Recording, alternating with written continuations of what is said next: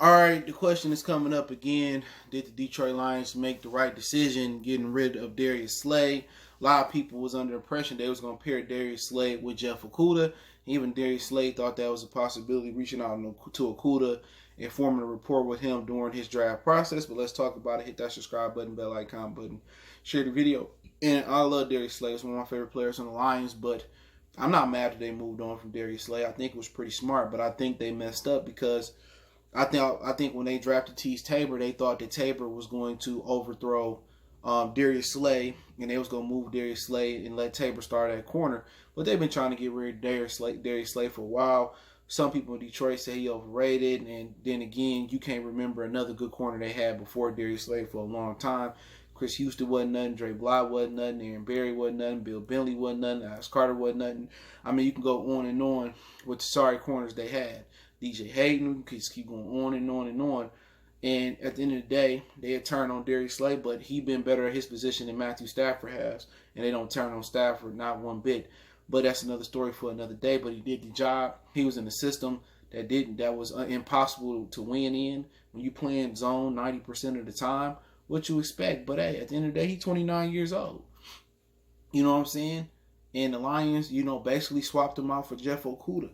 I just think they did it the wrong way. They were supposed to draft his heir apparent, plug his heir apparent in, and then move on from there. But they didn't do that. They didn't believe in Armani Rockway to step in and hold that position down. Obviously, they didn't believe in Tease Tabor, which got cut by the 49ers the other week, to hold that position down. They just did it the wrong way. But then again, hey, you put Jeff Okudah in there, will he be an upgrade from Darius Slay from day one? No. He may, but I don't believe so. College is definitely different from the pro game. So there will be a learning curve there. Everybody think he's supposed to come out the gates and going to be, Darrelle Revis in year 3 or 4. It's not like that. Marshawn Lattimore had a great rookie season. But then the following season, he kind of, faltered a little bit. So, with this system, unless, Bob Quinn and Corey Udelin, they fix some things. Matt Patricia and Corey Udelin fix some things. If he actually go out there and do what Darius Slay did and cover Keenan Allen, who the best route runner in the game, and hold him without a touchdown, one-on-one, or the Keenan Allens of the world, he's not going to be able to do that. He's not going to be able to do what Darius Slay did week in and week out. You're not. Take the best corner, follow him all across the field, lock him down, keep him out the end zone, no zone, man, no. It have to be something schematically different. They just messed up. Now, potentially, do they still have a good 1-2 punch? Yeah, I don't believe in Desmond Trufant, not one bit. But I think him and Armani Rockway is going to be a good 1-2 punch for a long time to come. I believe more in him and Desmond Trufant. But, yeah, I think they made the right decision on Darius Slay, man. At some point, you pay him, he got a 3-year deal, $50 million, and, he got somewhat of an injury history, a corner at 29 years old. Yeah, I feel it was time to move on, but then again, there's no upgrade. No upgrade. I believe Trufant is a downgrade for Rashad Melvin in this system. I believe Okudah in a temporary short term, is a downgrade for Darius Slay. No upgrades in the safety position, in my opinion. I think a downgrade from Quadre to Herman or Will Harris. So in the secondary, how can you say the secondary better than what it last year? You still bring back Justin Coleman, who was one of the worst in coverage last year. It's not better. But one thing that can make it better is Matt Patricia calling more blitzes, being more, complex and disguising coverages, and, Deshaun Hand being more disruptive, Okura doing his part, Collins and Tavai doing their part, Flowers doing their part, Sheldon doing their part. That can make the secondary look better. But I think they did the right thing. I just didn't like the way they did it. They should have drafted a corner, developed them the right way, plugged them into that number 1 spot. Then you could have bring in Trufant or whoever you wanted to bring in, plugged them in that spot, and then you could have rolled off and you could have took the offensive lineman or the quarterback that you should have took last year in the draft. So that was my only issue about how they carried themselves. I think it was at a point you had to move on from Darius Slay. I think it's good for Darius Slay. He get to go on the championship contender team in Philly. The front seven is a beast. He should have a great career, rest of his career out there. Jim Schwartz is offensive coordinator. He gonna call some zone. He gonna call some men. He gonna be truly happy in Philly, bro. Truly happy in Philly because defensively, they going to be more complex. They going to be disguised. He got a better front seven. They going to blitz. He got a lot of opportunities to catch picks and, do his thing out there in Philly. So Philly is best for him. But, Okudah is not an upgrade from Darius Slay right now. No matter how much y'all want to believe it. Darrelle Revis had a rookie curve. Patrick Peterson had a rookie curve. You know what I'm saying? The ones that didn't, I can remember, is Marcus Peters and Marshawn Lattimore and Latimer, whatever his name is, from New Orleans. They had great rookie seasons, but the next year they kind of faltered a little bit. But, I'm hoping Okudah have a great year. I think he was a great prospect, elite level prospect. But once again, you don't upgrade your secondary. There's no upgrade in the secondary. None. If anything, you downgraded. You lost Quadre, you lost Darius, but you do upgrade your linebacker core.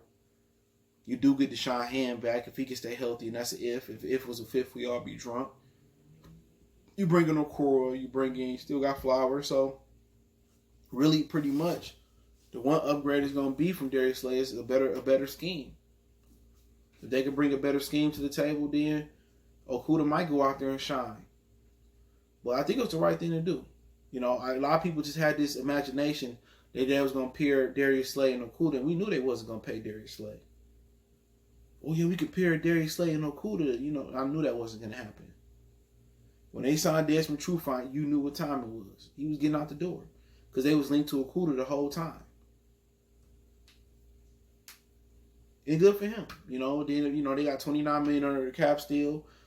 They eventually got to pay Kenny Galladay. I heard the salary cap could drop down and not, go up next, not this season, but the 2021 season. So they in a good position. But, like I said, the Lions just don't handle business the right way. They supposed to be developing guys. They knew they didn't want to pay Darius Slay. They supposed to be developing guys to step in and take that role. Right now, Will Harris not ready to step in and take over Quadre Diggs' role. We seen it last year.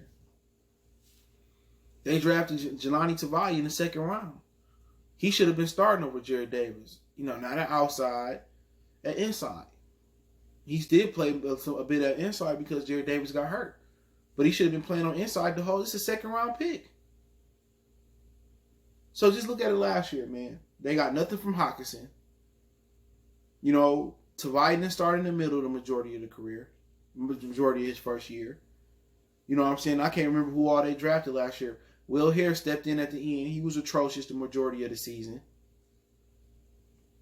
So, you had three or four, 5 picks.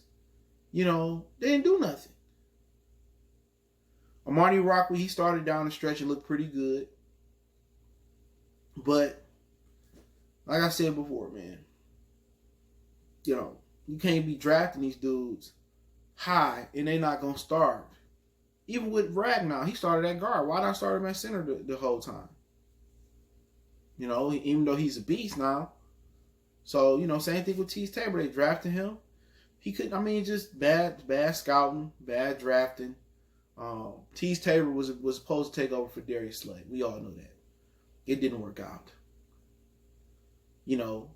Amari Araku, he showed life last year, but it wasn't enough to say, we don't need Okudah. We can put him with Desmond Trufant. It wasn't enough. But you got a 29-year-old corner who had an injury history. They did the right thing, but it's just no upgrade right now.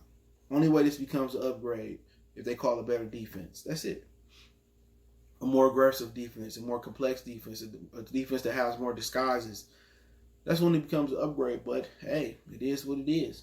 They didn't like Darius Slay. They thought he was overrated. Matt Patricia said he wasn't one of the best corners out there. And, he moved on from him. We see what he'll do in Philly. We see what Okudah do. But people seem to think Okudah is a sure thing. And like I said before, Ohio State and LSU, they got the best DBs, but it's going to be a learning curve. Ohio State absolutely played nobody last year. And when they played Clemson top receivers was injured. So they could talk about him lining up versus the receivers in the Big Ten. He said Quintez Cephas was the best receiver he played last season. That should tell you everything you need to know. So that's my thing about people that come from Ohio State. And they beasts. I hate Ohio State, but Joey Bosa, Nick Bosa, you know what I'm saying? You can go on and on and on. Marshawn Lattimore, Denzel Ward, all them DBs that come out of there is pretty good. But my issue with him in particular, was that he didn't face the level of opposition he gonna face in the North. The Thielens, the Adams, the Allen Robinsons. He gonna face Michael Thomas this year. He gonna face Mike Evans and Chris Godwin. He gonna face T.Y. Hilton. You know what I'm saying?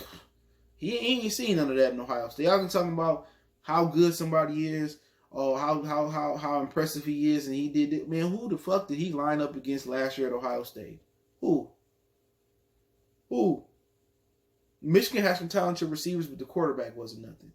And I told everybody, but I'm not saying he not be a good player, but it's going to be a transition phase from the opposition he played in the Big Ten to what he played in the NFL. And I told everybody last year, Ohio State wasn't that good. They hadn't played nobody. They had an easy schedule. And they lost to Clemson, and Clemson was missing their top 2 or 3 pass catchers. I told them they hadn't played nobody. But hey, we'll see, man. We'll see. But I like what Okudah gonna bring, but I wouldn't have drafted him. I wouldn't have did it this way. I sure wouldn't have done it this way. You know what I'm saying? Like I said, I would have took a tackle, that tackle, one of them tackles. Tried to move down and get the tackle from Louisville, which went to the Jets. And then I would have just let Armani Ograkwe start with Desmond Trufant. That's what I would have done. Try to get a corner later in the draft, but they know what they're doing. I just think Matthew Stafford health should have been priority number 1. He got an elite center now. He started off with Backus and Raiola, which was 2 of the worst bums in Lion history, and they just kept paying them, and they sucked. They finally got rid of Raiola and finally found his replacement in Radnow. And now you had an opportunity to get an elite left tackle that Matthew Stafford would never have. That would have solidified their run game right there. But hey, they know what they're doing. Let's see if we work out this season. If we have a season, I hope we have a season. Don't forget you can find us on Facebook, Instagram, Twitter. You can reach out if you got a business question, inquiry, sponsorship, video request. All my social media links in the description. Check me out. Want to make a donation? Just share the video one time for the one time we go.